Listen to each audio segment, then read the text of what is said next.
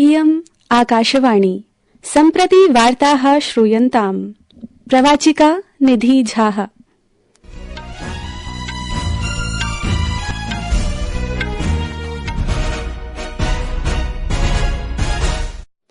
आदौ मुख्याः वार्ताः। राष्ट्रपतिः द्रौपदी मुर्मू अद्य उत्तर ओडिसा राज्ये विभिन्नानां परियोजनानां शिलान्यासं विहितवती। प्रधानमन्त्रिणा नरेन्द्रमोदिना प्रोक्तं यत् सर्वकारः अशेषे हि देशे सम्पर्कं वर्धयितुं प्रतिबद्धः अस्ति। भारतं स्वनागरिकान् पश्चिम एशिया देशस्य विद्यमानानां स्थितिं दृष्ट्वा अग्रिमसूचनापर्यन्तं सीरिया देशं प्रति यात्रां न कर्तुम् उपादिशत्। हॉकी क्रीडायां कनिष्ठ महिला एशिया चषक स्पर्धा अद्यारभ्य ओमान देशस्य मस्कटेति नगरे समारभते। अपि च श्वः दुबई नगरे पुरुषाणाम् अंडर-19 इति 19 वर्षाभ्यन्तर एशिया चषक एकदिवसीय क्रिकेट क्रीडायाः निर्णायक द्वन्द्वे भारतं बांग्लादेशं सम्मुखीकरिष्यति।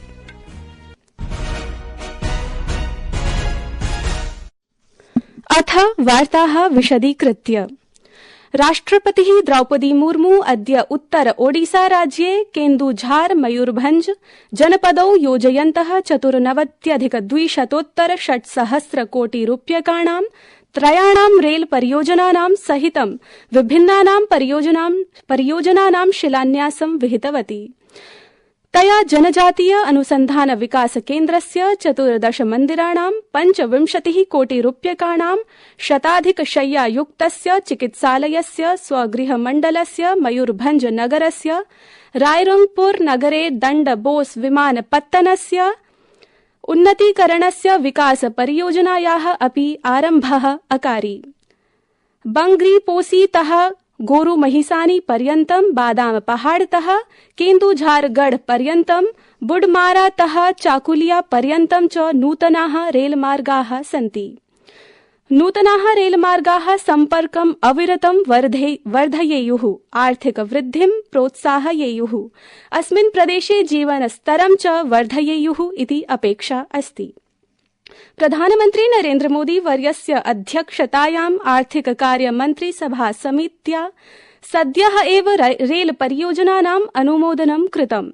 ओडिसा राज्यस्य मुख्यमन्त्री मोहन चरण माझी, केन्द्रीय रेल मन्त्री अश्विनी वैष्णव, केन्द्रीय जनजातीय कार्यमन्त्री जीउल ओरम इत्येते अस्मिन् शिलान्यास समारोहे उपस्थिताः आसन्।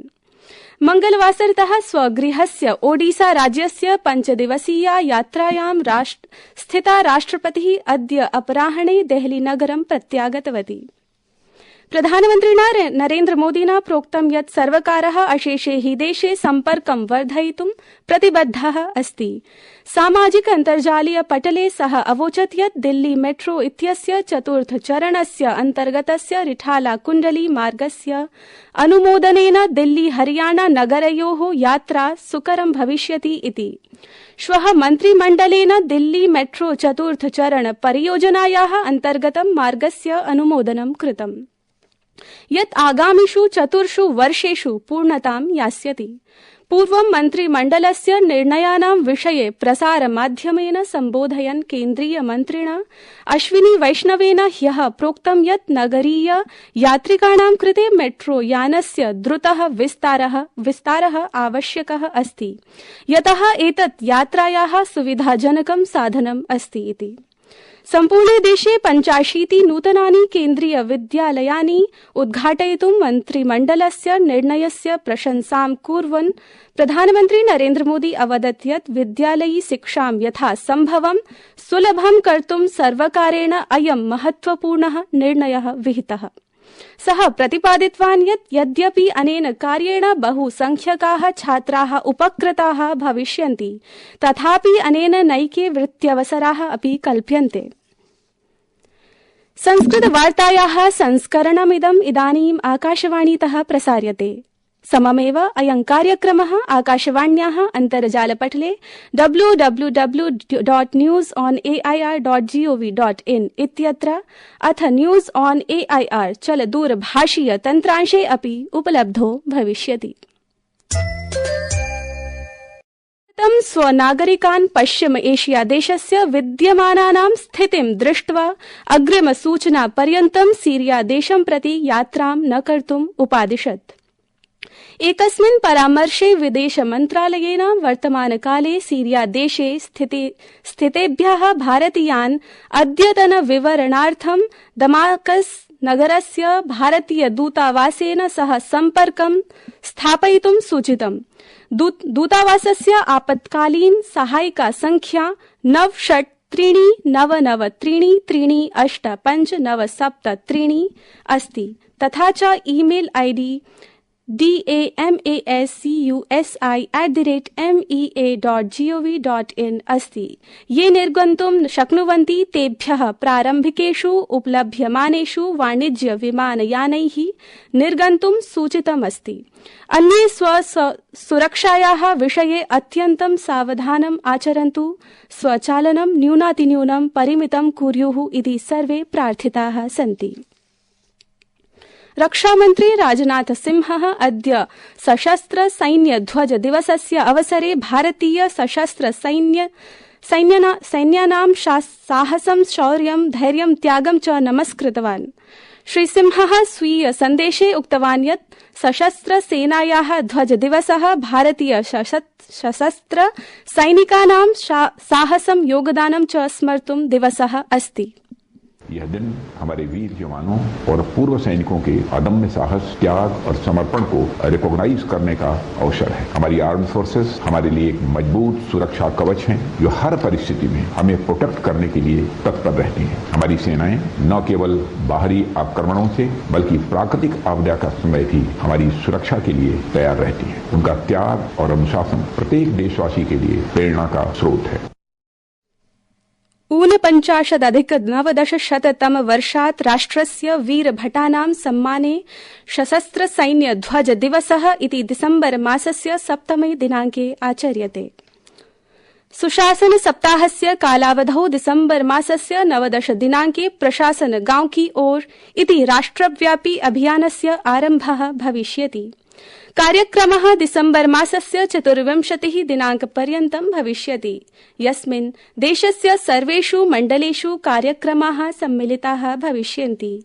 अस्मिन् अभियाने 700तोऽप्यधिकाः मण्डल समाहर्ताः भागं ग्रहीष्यन्ति। अधिकारिणः उपमण्डलानां पञ्चायत समिति मुख्यालयानां च भ्रमणं करिष्यन्ति। एतत् तृतीयं वारमस्ति यत् सर्वकारः स्वात् मण्डल स्तरे जनसमाह्वानानां निवारणार्थं सेवा प्रदाने च परिष्काराय राष्ट्रियम् अभियानम् आयोजयिष्यति।